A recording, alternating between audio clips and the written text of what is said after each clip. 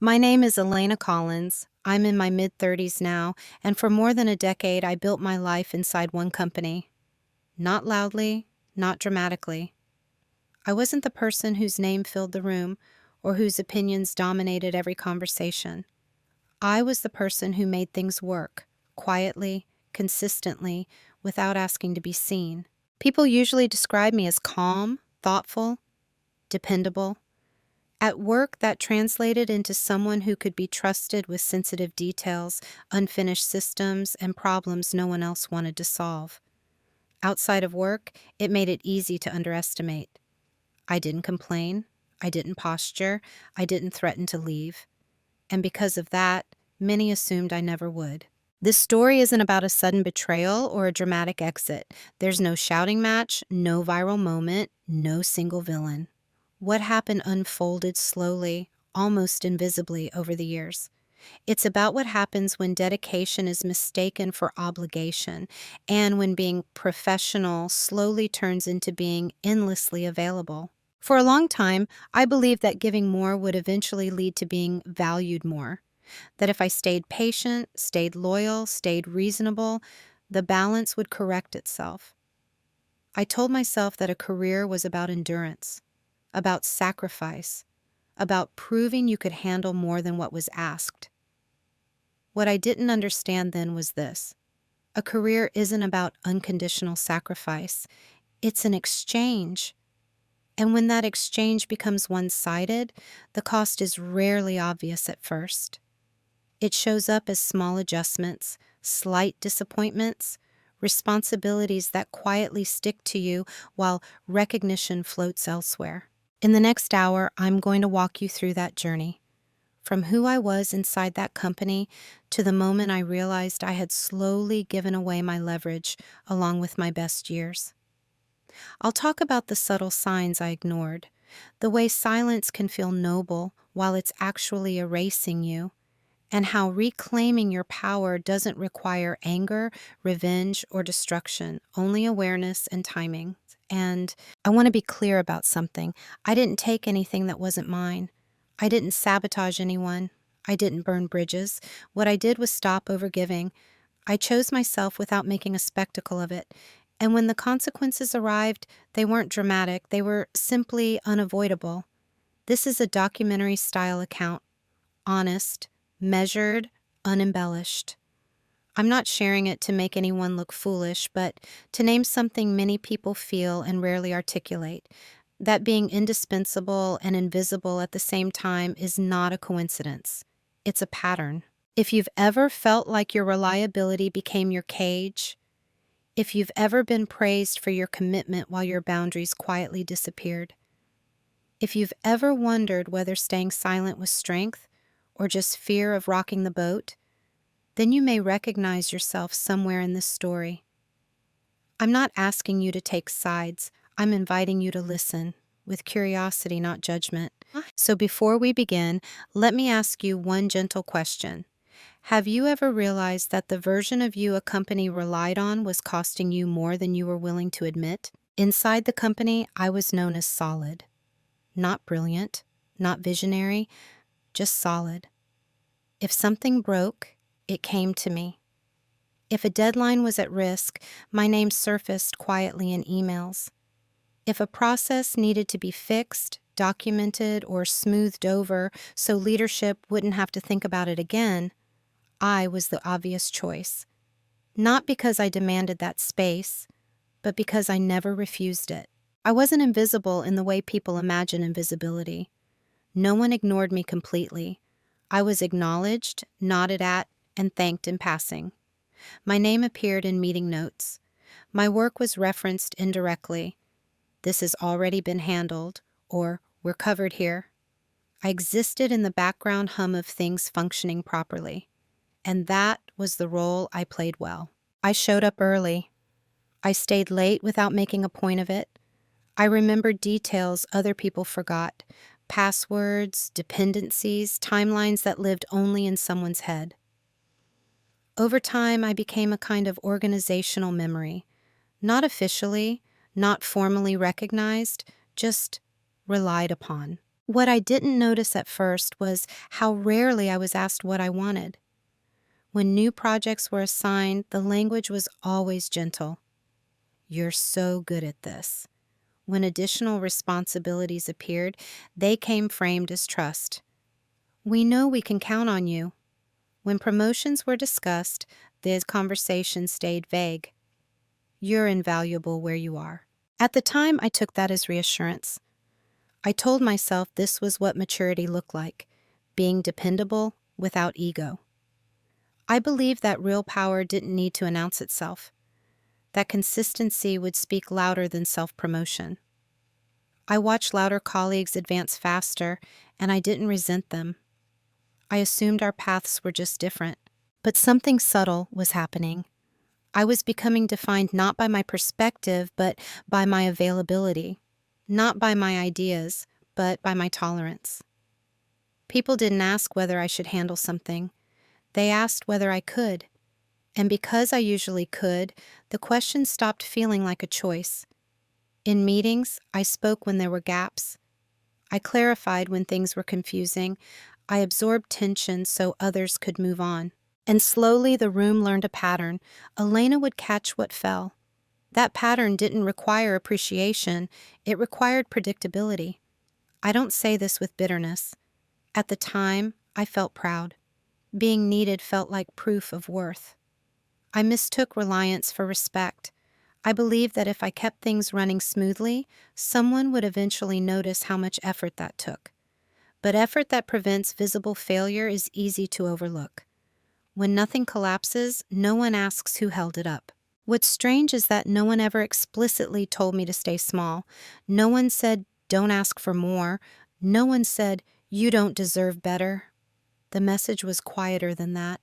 It was embedded in patterns, expectations, and the absence of certain conversations. I was included, but not consulted. Trusted, but not championed. Essential, but replaceable in theory. Just never tested in practice. And I accepted that, because I believed being agreeable was professionalism, because I thought ambition, if expressed too clearly, would undermine my credibility, because I was afraid that naming my value would sound like entitlement. So I kept delivering, I kept absorbing, I kept smoothing things over. And the more I did, the more clearly my role was defined, not as someone who shaped outcomes, but as someone who ensured outcomes happened without friction. I didn't feel wronged. I felt settled, as if this were simply the natural ceiling for someone like me. Calm, quiet, useful. It took me a long time to understand this. Being seen as reliable is not the same as being seen as valuable. And being valuable is not the same as being protected. At that stage, I still believed my patience was an investment, that my silence was strength, that eventually someone would connect the dots. I didn't yet realize that to them, the dots were already perfectly connected, just not in my favor. The first moment didn't feel important when it happened. That's the thing about small cuts. They don't announce themselves as injuries. They pass as misunderstandings, timing issues, innocent oversights. For me, it happened during a quarterly review meeting. I had spent weeks preparing the operational framework for a cross-team project that leadership had been struggling to stabilize. It wasn't glamorous work.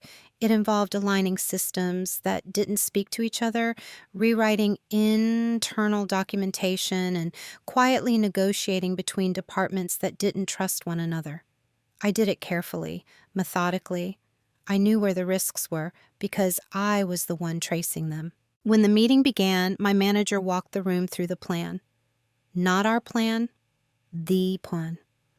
I listened as my work was explained clearly, confidently, almost word for word. The slides were familiar. The structure is unmistakable. But my name didn't appear. Not on the deck, not in the explanation, not even in passing. At first, I told myself it didn't matter. Credit wasn't why I did the work. The goal was alignment, not recognition. I stayed quiet, took notes, and nodded along like everyone else. Then something small happened. A senior leader asked a question, one that went directly to a decision I had made. My manager hesitated. Just briefly. Long enough for the room to feel it. I answered calmly, clarified the rationale, explained the contingency. The room moved on. No one acknowledged the moment. No one circled back to connect the dots. The meeting ended, people packed up, and the day continued exactly as before. Later that afternoon, my manager stopped by my desk and said, "Great job in there. Really saved us." Saved us. I smiled, said thank you, and that should have been the end of it. But it wasn't, because something about that exchange stayed with me. Not as anger, but as a quiet discomfort I couldn't quite place. It wasn't that I needed applause.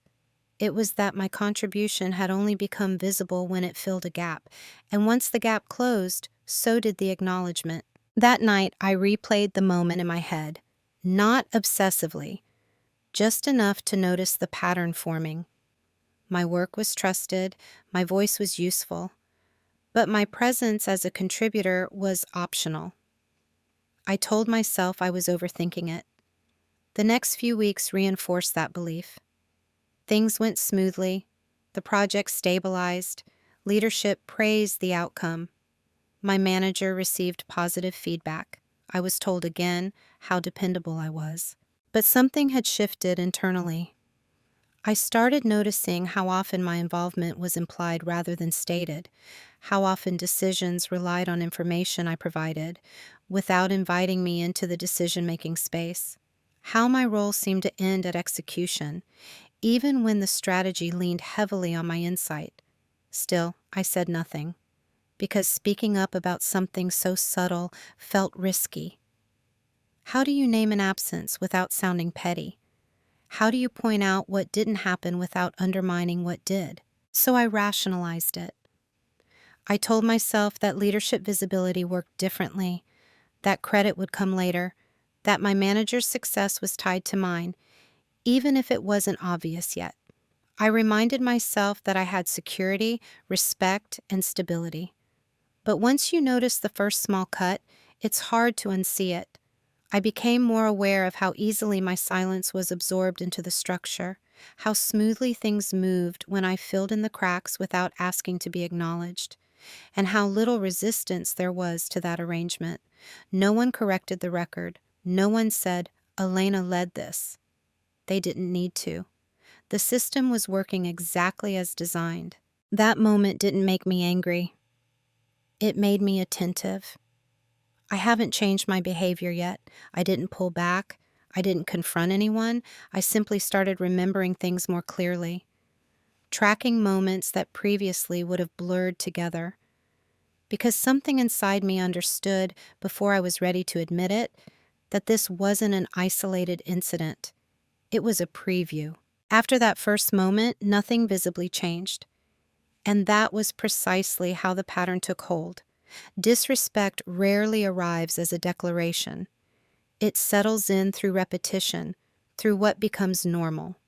And once something is normal, questioning it feels disruptive, even unreasonable. I continued doing my job the same way I always had. Thorough, careful, quiet. If anything, I became more precise, as if clarity could protect me. I told myself that consistency was the answer. If I removed all ambiguity, recognition would naturally follow. Instead, the opposite happened. Requests began bypassing formal channels and coming directly to me. "Can you just take a look at this? You'll know what to do. It'll be faster if Elena handles it." These weren't commands. They were compliments disguised as convenience. I absorbed them without protest. Meetings started being scheduled without me. Meetings where decisions were made that directly affected the work I would later be asked to execute. I'd find out afterward, usually through a forwarded email or a casual mention in the hallway. When I asked clarifying questions, no one seemed surprised that I wasn't already aware. It was assumed I'd adapt. And I did. I adjusted timelines, reworked plans, smoothed over contradictions between what had been decided and what was actually feasible. I protected other people's confidence by absorbing the friction quietly, the way I always had. The more I compensated, the less visible the cost became. I told myself this was just how organizations worked, that some people were thinkers, others were doers, that my strength lay in execution, not visibility. I watched colleagues with half my context speak confidently about initiatives I had stabilized behind the scenes, and I convinced myself that it didn't matter, because I was being useful. And usefulness is seductive. It feels like purpose. There were moments, small, sharp ones, when the imbalance surfaced clearly. A project I had effectively led would be introduced as collaborative. A decision I had warned against would fail, and I'd be asked to quietly fix it. A junior colleague would receive public praise for work I had heavily guided. Each time I felt a flicker of something. Not rage, not envy, just a tightening in my chest that I quickly dismissed. I didn't want to be seen as difficult. I didn't want to disrupt the harmony I'd helped create. I worried that pointing out these patterns would make me look insecure, or worse, ungrateful. So I normalized it. I told myself this was temporary, that leadership had a longer view than I did, that patience was part of professionalism. I reminded myself that I was paid well, respected, and trusted. But respect that doesn't translate into agency is fragile. What I didn't realize at the time was that my silence was doing more than preserving peace. It was training people, teaching them what I would tolerate, reinforcing the idea that my contributions didn't require acknowledgement to continue. The system learned quickly. My manager grew more comfortable presenting outcomes without attribution. Leadership grew accustomed to solutions appearing without needing to engage me directly. Colleagues learned that I would step in when things became complicated without asking questions that slowed them down. And I let it happen. Not because I was weak, but because I believed endurance was strength. There's a particular kind of exhaustion that comes from being constantly relied on but rarely considered. It's not burnout in the dramatic sense. It's quieter, heavier, a sense that your energy is being spent maintaining something that doesn't include you in its future. I started to feel that weight in small ways, a reluctance to volunteer ideas, a subtle withdrawal in meetings, a growing awareness that my career was advancing in workload, but not in scope. Still, I said nothing, because the disrespect was subtle enough to be denied, because there was no single moment I could point to and say, "This is wrong," because I had become complicit in my own erasure by calling it professionalism. Looking back now, I understand this clearly. Disrespect doesn't need cruelty to survive. It only needs your willingness to explain it away. At that stage, I wasn't angry. I wasn't plotting anything. I was still loyal, still committed, still hoping that if I stayed steady, the imbalance would correct itself. I didn't yet understand that by normalizing the pattern, I was anchoring myself inside it. And the longer I stayed silent, the harder it became to imagine speaking at all. I didn't realize I had been assigned a role until I tried, quietly, to step outside of it. It happened during a planning cycle, one of those periods when teams reshuffle priorities and people begin signaling what they want next. I prepared carefully. I didn't demand anything. I didn't issue ultimatums.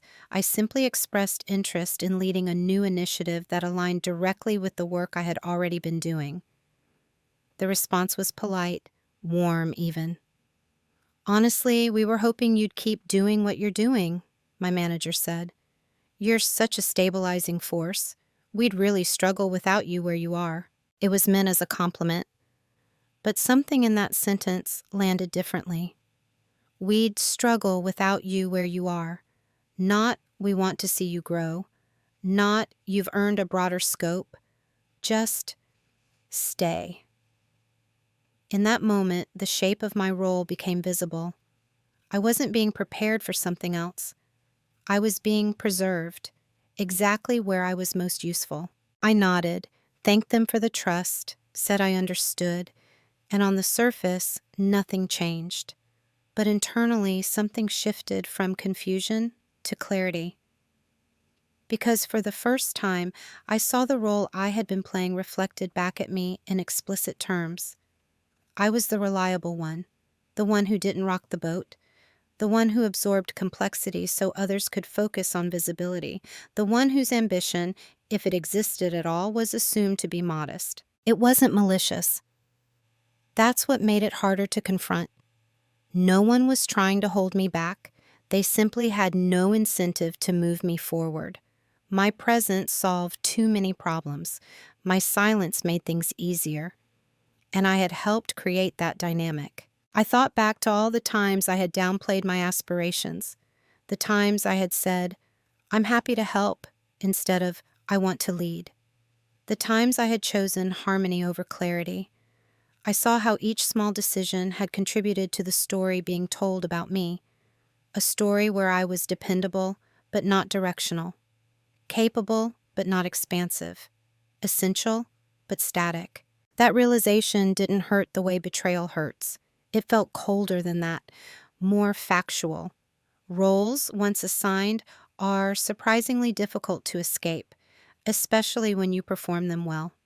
People stop seeing you as a person with evolving goals and start seeing you as a function.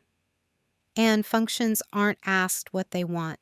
I started noticing how often my role was invoked in conversations that didn't include me. "Elena will handle it. That's Elena's area. She prefers working behind the scenes." That last one stung. I had never said that. But it was easier for others to believe than to ask me otherwise. Still, I didn't correct the narrative. Not yet. Part of me feared that if I challenged it, I'd lose the goodwill I had built. Another part of me wondered whether I had waited too long, that the role had solidified beyond adjustment. So I stayed. I continued performing. I fulfilled the expectations attached to me, even as I became increasingly aware of how narrow they were. But awareness changes things. Once you see the role clearly, you can't unsee it. Every interaction begins to confirm it. Every assumption reinforces it. And every day you remain inside it becomes a choice, not an accident. At that stage, I still believed the right move might be to speak up more, to advocate, to explain. I hadn't yet understood that the system wasn't misunderstanding me. It understood me perfectly. The shift didn't happen during a meeting. It didn't happen in a confrontation. No one raised their voice. No one crossed a line. It happened on an ordinary afternoon in the middle of a task I had done dozens of times before. I was reviewing a process document, one I had originally built from scratch years earlier and updated repeatedly as the company evolved. It had become one of those quiet backbones no one talked about, but everyone relied on. I was making a routine adjustment when I noticed something strange. My name wasn't anywhere on it anymore. At some point, without discussion, without intention, it had been rewritten, reformatted, sanitized. The structure was the same. The logic is intact, but any trace of authorship had disappeared. Not just mine, anyone's. It had become the company's process. I stared at the screen longer than necessary. It wasn't about credit. I had never signed my work. I had never needed my name on things to feel legitimate. But in that moment, something clicked with uncomfortable clarity. If I left tomorrow, this would stay. If I burned out, this would remain. If I was replaced, this would be handed over as if it had always existed this way. I realized then how thoroughly I had worked myself out of visibility, and instead of feeling angry, I felt calm. That calm scared me more than anger would have, because anger still hopes to be heard. Calm means you've stopped expecting recognition. I closed the document and leaned back in my chair. The office around me hummed as usual. Keyboards clicking, muted conversations, the low, steady rhythm of people moving through their days. Nothing had changed, and yet everything had. For the first time, I didn't ask myself how to fix the situation. I asked myself what staying would cost. I thought about how long I had been deferring my own growth in the name of stability, how often I had accepted "not now" as an answer, how I had shaped my identity around being needed rather than being fulfilled. And I understood something quietly devastating. The system didn't need me as a person, it needed me as a function. Functions are replaceable. Even if the replacement struggles, the function remains. That realization didn't make me want to leave immediately. It made me want to stop bleeding invisibly. So I did something very small. I stopped explaining things preemptively. When questions came, I answered them accurately, professionally, but I didn't fill in gaps that hadn't been asked about. I didn't anticipate every need. I didn't smooth over confusion before it surfaced. It wasn't passive-aggressive. It wasn't punishment. It was a restraint. I wanted to see what would happen if I stopped compensating. The effect was subtle at first. People hesitated more. Meetings ran slightly longer. Clarifications had to be requested instead of assumed. Nothing broke, but things slowed. And for the first time, the cost of my constant presence became visible. That day marked a quiet line I didn't announce crossing. I didn't tell anyone I was changing. I didn't give a speech or make a declaration. I simply adjusted my internal posture. I stopped treating my endurance as a moral obligation. I began paying attention, not to how I was perceived, but to how I was positioned, to where information flowed, to those who were protected from consequences, to those who absorbed them. The shift wasn't dramatic. It was internal, but it was irreversible. Because once you see clearly that your loyalty is being leveraged rather than reciprocated, you can't return to unconscious giving. I didn't know yet what I would do with that clarity. I didn't have a plan. I wasn't strategizing an exit, but I had stopped assuming that silence was the same thing as strength. And that changed how I moved through everything that followed.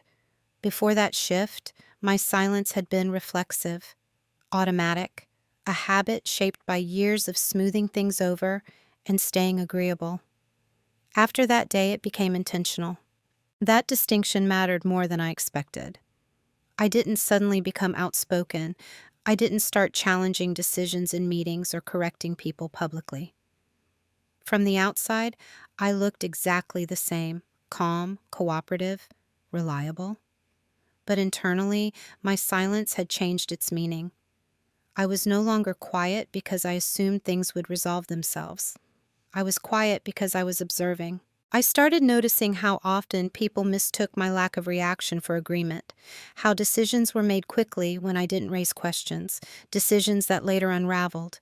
I noticed how frequently I had been acting as an invisible buffer between leadership and reality. So I stopped buffering. When timelines were unrealistic, I let that tension exist long enough for others to feel it. When assumptions were flawed, I waited to be asked before correcting them. When responsibilities were casually placed on me without discussion, I asked clarifying questions instead of absorbing them automatically. None of this was confrontational. It was measured, polite, almost indistinguishable from my usual demeanor. And that's what made it effective. People began to misread the shift. Some assumed I was tired. Others thought I was distracted. A few interpreted my restraint as disengagement. No one imagined it was deliberate, because they had grown accustomed to me filling in the blanks. In meetings, pauses stretched longer. When someone said, "Elena will handle that," I replied, "Let's define scope first." When information was missing, I didn't rush to supply it unless it was my responsibility. I wasn't withholding knowledge, I was respecting boundaries, ones I had previously ignored. What surprised me was how quickly that subtle change altered the dynamic. My input, when offered, carried more weight, not because it was louder, but because it was rarer. The questions I asked slowed conversations down. My silence created space where assumptions used to pass unchallenged. And still, no one addressed it directly. That was another lesson. People often prefer interpreting change as temporary discomfort rather than acknowledging it as a boundary. It allows them to hope things will return to normal without adjusting their behavior. I let them hope. Meanwhile, I started documenting, not emotionally, factually. I kept notes on decisions I was excluded from, responsibilities I absorbed without recognition, and processes that depended heavily on my involvement. I tracked patterns, not incidents. I wasn't building a case against anyone. I was building clarity for myself. Because clarity is power when you've been operating on goodwill alone. The more I observed, the more obvious the structure became. I saw how certain people were shielded from accountability, how risk flowed downward while credit flowed upward, how my role had been carefully shaped to absorb complexity without influencing direction. And I understood something critical. My silence had been part of what made this structure stable, so I recalibrated it. I chose when to speak, when to stay quiet, when to ask questions that reframed conversations instead of answering them. I let small inefficiencies surface rather than erasing them instantly. Nothing exploded, nothing collapsed, but things stopped running quite so smoothly. And for the first time, that smoothness, or lack of it, wasn't entirely my responsibility. I still did my job well. I didn't withdraw effort or act resentful. I simply stopped performing emotional labor that had never been acknowledged as labor. That distinction freed up something inside me. Not anger, not bitterness, just space. Space to think about what I wanted next. Space to notice opportunities I had been too busy to see. Space to imagine a future that didn't rely on my willingness to stay quiet. Silence, when chosen, is not weakness, it's positioning. And without announcing it, I had begun to reposition myself. While things appeared mostly unchanged on the surface, something fundamental was happening underneath, and no one noticed. That wasn't an accident. For years, my visibility had been tied to output. As long as things worked, my presence faded into the background. Now, as I became more selective with my effort and more intentional with my silence, that same pattern worked in my favor. No one looks closely at what they assume will always be there. I used that assumption carefully.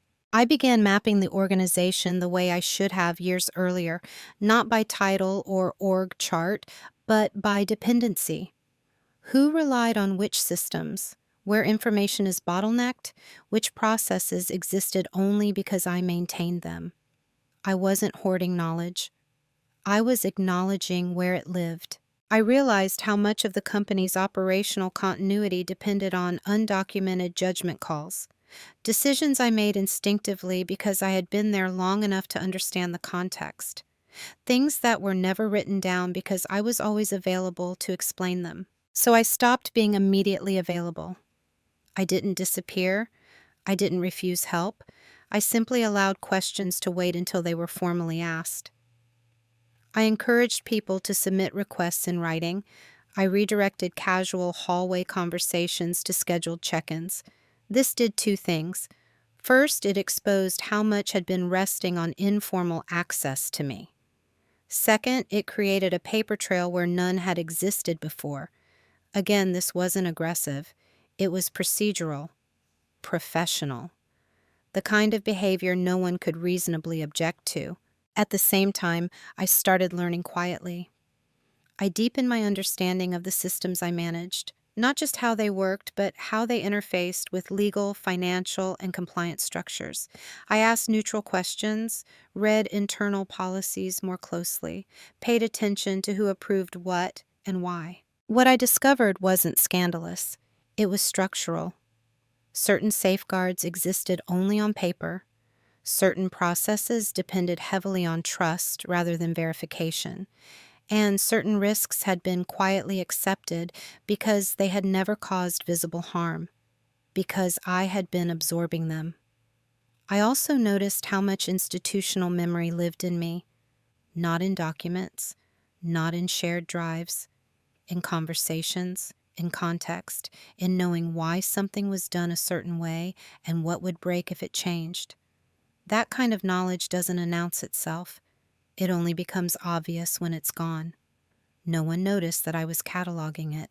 I kept documenting dependencies, not for leverage yet, but for understanding.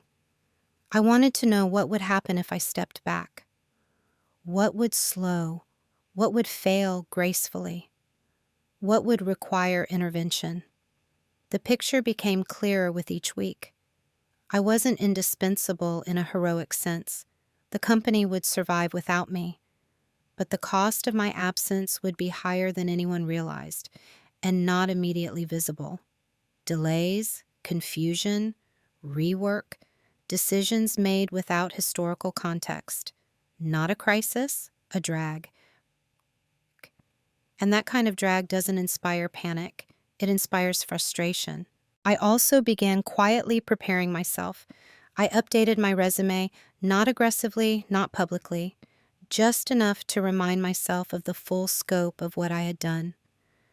I reframed my experience not as tasks completed, but as systems stabilized, risks mitigated, outcomes protected.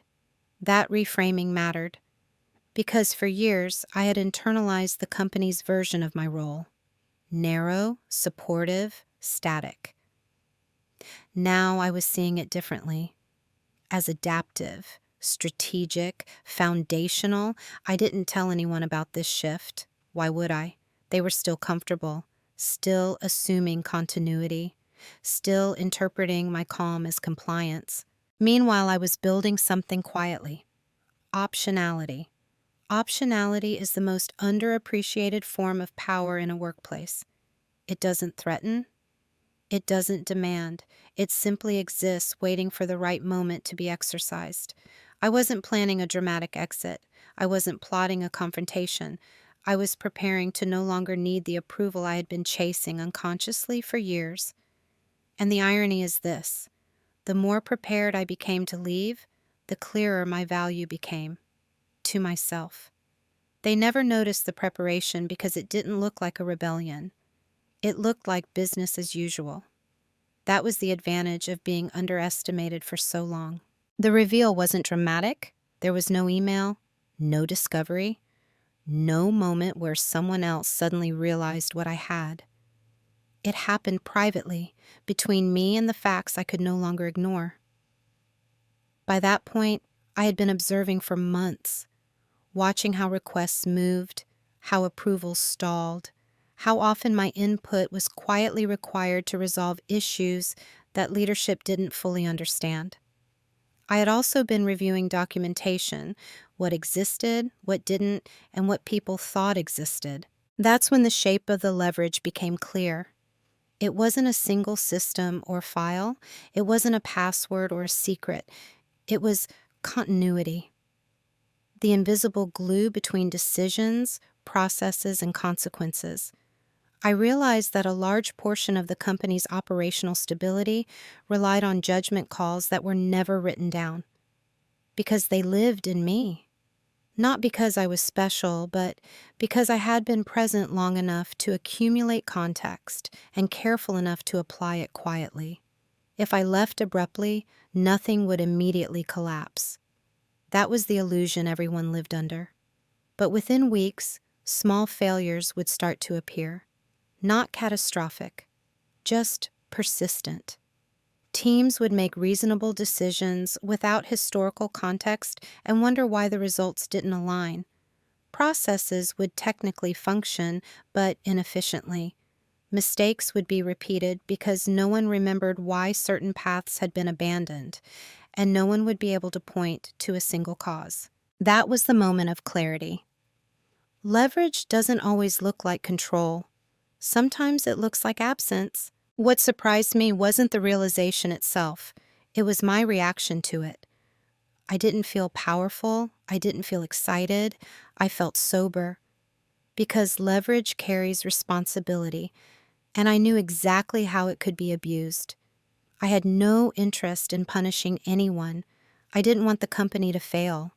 I wasn't trying to teach them a lesson. That kind of thinking felt cheap and temporary. What I wanted was alignment. I wanted the exchange to finally reflect reality. For the first time, I understood that staying without boundaries was a choice, and leaving without preparation would only repeat the same pattern elsewhere. So I refined the leverage, not by hiding information, but by clarifying ownership. I began formalizing processes I had previously managed informally, not all of them, just enough to make visible how much had been flowing through me. I documented decisions at a high level without capturing every nuance. I stopped translating between departments unless it was explicitly part of my role, and I paid close attention to how the organization responded. There was confusion, but not urgency, mild frustration, but no alarm, exactly as I had predicted, because systems rarely recognize their dependencies until they're strained. At the same time, I received external interest. Quiet messages, exploratory conversations, nothing concrete yet, but enough to confirm that my skills were transferable, my experience relevant. That mattered more than any offer. It meant I was no longer trapped by loyalty alone. The private reveal wasn't about discovering my worth. I had always known I was competent. It was about understanding how my competence had been absorbed into a structure that didn't need to acknowledge it to benefit from it. And once you see that clearly, you stop negotiating with hope. You negotiate with facts. I didn't rush. I didn't announce anything. I gave myself time to sit with the reality of what I had learned, to consider the consequences of action and inaction. Because leverage doesn't force you to move. It gives you the ability to choose when you do. By the end of that period, one thing was undeniable. I could stay and continue being essential but contained. Or I could change the terms, knowing that doing so would disrupt a balance others were comfortable with. That was the decision waiting ahead of me. But before I made it, I needed to be certain of one thing.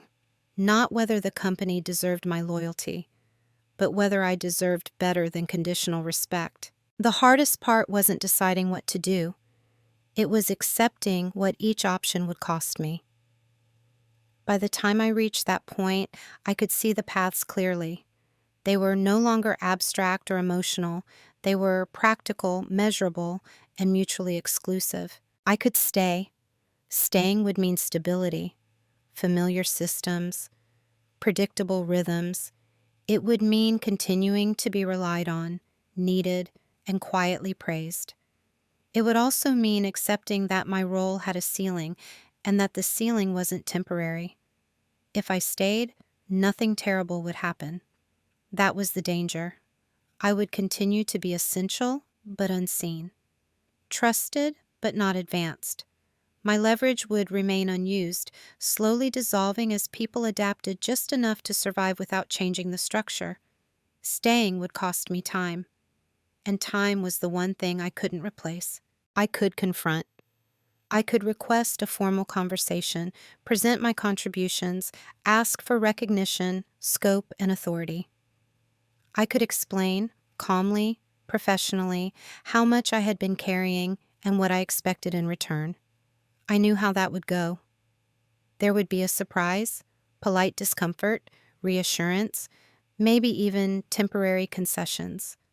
But the underlying structure wouldn't change because it had never been designed with my growth in mind.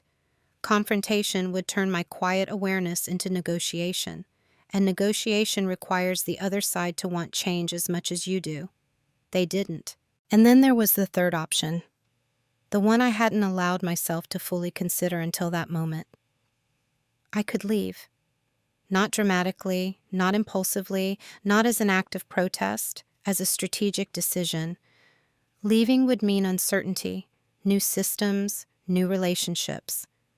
The risk of repeating old patterns if I wasn't careful. It would mean letting go of the identity I had built, the dependable one, the stabilizer, the constant.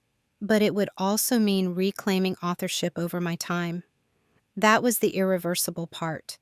Once you choose yourself in a system that benefits from your silence, there's no way to undo that choice without betraying yourself again.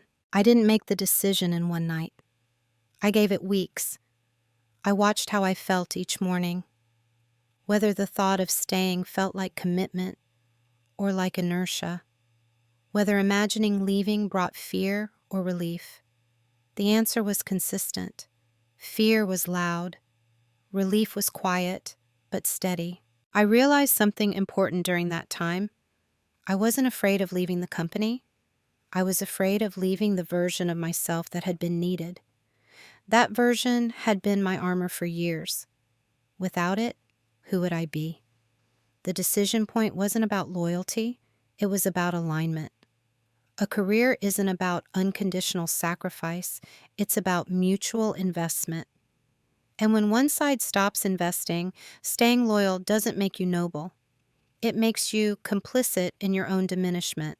So I decided I wouldn't threaten, I wouldn't bargain, I wouldn't explain myself prematurely. I would move forward quietly with intention, not to punish, not to prove anything, but to step into a future where my value didn't depend on my willingness to disappear. Once that decision was settled, something unexpected happened. I felt calm, not excited, not triumphant, just grounded. Because clarity removes urgency. When you know what you're going to do, you stop reacting to every moment as if it's decisive. From that point on, everything I did was informed by one truth. I was no longer staying by default, and that changed the meaning of every step that followed. Once the decision was made, urgency disappeared. That surprised me. I had always assumed that choosing to leave would feel dramatic, that it would come with adrenaline, anxiety, or at least a sense of rebellion. Instead, it felt methodical, almost administrative, because when you're no longer negotiating with hope, you don't rush, you prepare. I didn't tell anyone what I was planning, not my manager, not colleagues I trusted, not even people outside the company. This wasn't secrecy born from fear, it was clarity protecting itself. I started by aligning the practical details. I reviewed my finances with a level of attention I hadn't given them in years. I calculated how long I could comfortably go without income. I adjusted spending quietly, not drastically, just enough to buy myself time if I needed it. Time was the real asset. I also reviewed my employment contract carefully, not to look for loopholes, but to understand boundaries. What I owed, what the company owed me, what I was allowed to do, and what I wasn't, before and after leaving. Everything I did stayed well within those lines. At work, I continued performing my role competently. I didn't disengage, I didn't create problems, but I stopped absorbing risk that wasn't explicitly mine. I redirected responsibility back to its owners. I documented decisions and confirmations with calm precision. If something was unclear, I asked for it in writing. If a request exceeded scope, I clarified priorities. If assumptions were made, I asked who had approved them. Each action was reasonable, professional, unremarkable, but collectively, they changed the texture of my presence. I also began transferring knowledge selectively, not as a favor, but as part of a formal process. I scheduled handover sessions when appropriate. I documented core workflows at a level that matched my role, not the hidden labor I had been doing for years. That distinction mattered. I wasn't sabotaging continuity, I was restoring accuracy. People began noticing small delays. Questions that used to be answered instantly now require coordination. Decisions moved more slowly without my informal guidance smoothing them out. Still, no one panicked. Why would they? I was still there. Externally, I moved just as quietly. I had conversations with recruiters and contacts, not with desperation, but with discernment. I asked better questions than I ever had before. About decision-making authority, about expectations around availability, about how contributions were recognized. I wasn't looking for prestige, I was looking for alignment. The difference was profound. Opportunities that once would have flattered me now felt wrong. Roles that mirrored my old pattern revealed themselves quickly. And a few conversations, rare ones, stood out precisely because they didn't rush me. Those were the ones I paid attention to. Throughout all of this, no one at work suspected anything. They interpreted my steadiness as loyalty. My calm is contentment. My continued performance is a commitment.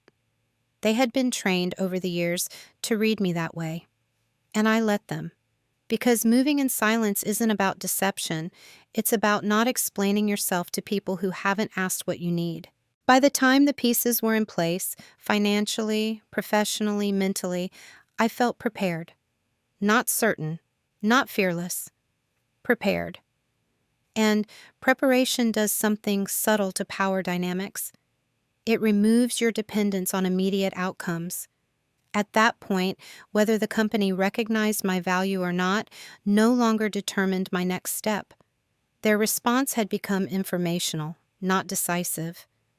I hadn't left yet, but I was no longer staying. That difference would soon become visible, not because I announced it, but because systems always feel the shift before people do. The consequences didn't arrive all at once. They never do. They began as small disruptions, subtle enough to be dismissed, frequent enough to be felt. At first, there was confusion. People started asking questions they hadn't needed to ask before, not because the information was new, but because the shortcuts they relied on were gone. I noticed it in the tone of emails, more tentative, less certain. Meetings ran longer, follow-ups multiplied. Nothing was broken, but nothing flowed the way it used to. And because I was still present, the discomfort didn't have a clear source. That's the strange thing about quiet labor. When it disappears gradually, people don't realize what they're missing. They just feel the friction. A project stalled because two teams interpreted a process differently. Normally, I would have noticed the misalignment early and intervened quietly. This time I waited. Not out of spite, but because it wasn't mine to correct unless asked. When the issue surfaced weeks later, it was treated as an unfortunate oversight. No one traced it back to the missing connective work. They couldn't, because they had never known it existed. Another time, a decision was made without historical context. A system was adjusted in a way that technically made sense, but reintroduced an old risk that had taken months to resolve years earlier. When the issue reappeared, there was confusion, frustration, meetings to understand what went wrong. I watched calmly, not with satisfaction, with recognition. This was what it looked like when institutional memory went unconsulted. Still, no one connected the dots.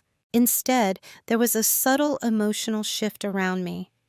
People became more cautious in their requests, more formal. Some stopped assuming I would automatically take things on. Others checked in more frequently, sensing something had changed but not knowing how to name it. I was still helpful, still professional. But I no longer absorbed uncertainty on their behalf. That was the difference. Leadership began asking broader questions about efficiency, about resourcing, about why things felt harder lately. The answers circled around process, communication, and coordination. No one mentioned me, and that too was expected. Because when a system depends on invisible work, its absence is experienced as general dysfunction, not personal loss. The company didn't feel betrayed. It felt slowed. And slowing is unsettling. Deadlines that had once been met comfortably now required extensions. Work that had felt seamless now required explanation. Small mistakes accumulated, not enough to cause alarm, but enough to create irritation. I noticed how often people said, "This used to be easier." They just couldn't say why. What struck me most was this. No one accused me of changing. No one confronted me. No one asked if something was wrong. Because from their perspective, I was still doing my job. The extra layer, the invisible labor, had always been optional in their minds. They simply hadn't realized how much they had come to rely on it. This wasn't punishment. It was exposure. The consequences weren't dramatic. They were structural. And as they accumulated, I felt something unexpected. Relief. Not because things were faltering, but because I was no longer silently responsible for holding them together. The weight I had carried for years was finally being redistributed, whether the organization recognized it or not. I hadn't caused the strain, I had stopped preventing it. And that distinction mattered, because for the first time, the cost of my quiet dominance, my constant regulation, my invisible corrections, was no longer being paid by me alone. The system was beginning to feel it. By the time the concern became explicit, the window to fix things had already closed. It started with meetings about process improvement, then resource optimization. Then there were quiet conversations about knowledge gaps. The language was careful, non-accusatory, framed as collective responsibility, but underneath it, there was a growing sense of urgency. Leadership had noticed the drag. What they hadn't noticed was when it began. They brought in consultants, briefly, reviewed workflows, suggested tools, created task forces. Everything looked reasonable on paper. None of it addressed the real issue, because the issue wasn't missing documentation, it was missing context. Context doesn't transfer easily once it's no longer embodied. I was invited into more conversations again, asked to clarify things I had once managed automatically. People listened more closely when I spoke, took notes, followed up. The irony wasn't lost on me. My value was becoming visible precisely because I was no longer giving it freely. Still, I didn't step back into my old role. Not because I wanted things to fail, but because stepping back would have reset the pattern without changing the structure. I would have become the solution again rather than the signal. And I knew better now. There were moments when it would have been easy to stay. When someone said, "We really need you here," with sincerity. When leadership acknowledged how much institutional knowledge I carried. When offers were hinted at, more influence, more voice, eventually. Eventually. But eventual recognition after years of quiet extraction isn't a gift. It's a delay. The system wasn't offering change, it was offering comfort. And comfort would have cost me the clarity I had earned. I could feel the organization trying to course correct, without confronting the deeper truth that it had been built on unreciprocated labor, that fixing the symptoms without addressing the pattern would only postpone the same outcome. By the time conversations turned more direct, what would it take for you to stay? The question was no longer relevant, not because the answer was unreasonable, but because it was late. Trust, once eroded quietly, doesn't regenerate on demand. I had already accepted another role by then, not publicly, not officially announced. But in my mind, the decision was complete, and that changed how I heard those conversations. They sounded urgent, they sounded like regret, they sounded like a desire to restore what had been convenient, not like a vision for something new. I didn't feel vindicated. I felt detached, because I understood something they didn't. You can't fix a system by asking the person it overlooked to save it again. By the time they realized how much they had relied on my unspoken contributions, the only version of me they could see was the one who had already chosen to leave. Not angrily, not loudly, just decisively. It wasn't that they didn't care, it was too late. The conversation happened in a small conference room on a quiet afternoon. No raised voices, no tension thick enough to cut. Just two people sitting across from each other, finally naming what had been avoided for years. My manager spoke first. They said they were surprised, that they hadn't realized how dissatisfied I had been, that they wished I had said something sooner. I listened carefully, because that sentence, "I wish you had said something," carried more weight than they intended. I didn't interrupt. I didn't defend myself. I let the silence settle long enough for the room to feel honest. Then I said, calmly, "I did, just not loudly." I reminded them of the times I had asked for a broader scope. of the responsibilities I had absorbed without authority, of the moments I had flagged risk quietly, only to be asked to resolve it rather than address it structurally. I didn't list grievances. I described patterns. They nodded, took notes, looked genuinely reflective. That was new. They told me I was valued. The company had underestimated how much I carried, that there were things they could offer now, changes they were willing to make. I believed their sincerity. And still, I declined. Not because the offers were insufficient, but because they were reactive. I explained that I had already accepted another position, that my decision wasn't driven by anger or disappointment, but by alignment, that I needed to step into a role where my contributions were visible by design, not by exception. The room stayed quiet. There was no argument, no attempt to guilt me, just a moment of realization, one that couldn't be undone.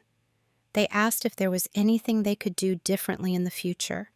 That question mattered, so I answered it honestly. I said, "Listen, earlier, pay attention to who is making things look easy, and don't wait until someone is ready to leave to ask what they need." They thanked me, and that was it. No emotional explosion, no dramatic closure, just a clean acknowledgement of what had been missed. As I left the room, I felt something settle. Not triumph, not sadness, but completion. Because confrontation doesn't require heat to be effective. It requires clarity. And clarity doesn't seek validation. I didn't reinvent myself after I left. That's the part people often expect, but it isn't true. I didn't become louder. I didn't suddenly chase titles or visibility. I didn't trade one version of overextension for another with a different name. What changed wasn't my personality, it was my positioning. In my new role, the expectations were explicit. Scope was defined. Authority matched responsibility. When decisions were made, the people accountable were in the room. Not because the culture was perfect, but because the structure required it. That difference was subtle, but profound. For the first time in years, I wasn't carrying context alone. Knowledge lived in systems, not just in me. When something went wrong, it was examined collectively instead of quietly rerouted. And because of that, my calm felt lighter. I noticed how much energy I had been spending managing invisibility, how much cognitive load had gone into anticipating needs, smoothing friction, and preventing outcomes no one would thank me for avoiding. Without that burden, I didn't need to prove anything. I worked well. I spoke when it mattered. I rested when I needed to. That balance wasn't a reward. It was a boundary. What surprised me most was how little resentment I carried with me. I had expected anger to surface once the distance set in. It didn't, because clarity dissolves resentment. I could see my past clearly now, not as a story of exploitation, but as a story of misalignment. A system doing what it was designed to do. A person giving more than the system required because no one had asked her to stop, including herself. I stayed in touch with a few former colleagues. Some told me things had changed. Others said they were still trying to figure out what had gone wrong. I listened without commentary. It wasn't my role anymore. The version of me who needed to be understood had stayed behind with the role I left. Now I measure success differently. Not by how indispensable I felt, but by how sustainable my work was. Not by how much I absorbed, but by how clearly responsibility was shared. Quiet dominance, I've learned, isn't about control. It's about self-respect expressed consistently. I didn't take anything from the company when I left. I took myself back. And that was enough. Looking back now, I don't see those years as wasted. I see them as instructive. I learned how systems really work, not the way they're described in mission statements, but the way they operate under pressure. I learned how easily dedication can be absorbed without being acknowledged, And I learned how silence, when misunderstood, can become a form of unpaid labor. Most importantly, I learned this: a career isn't about unconditional sacrifice. That belief is often dressed up as professionalism, as loyalty, as maturity, but in reality, a career is an exchange. Time, skill, and attention are traded for growth, respect, and agency. When that exchange becomes unbalanced, staying longer doesn't make it fair. It just makes the imbalance quieter.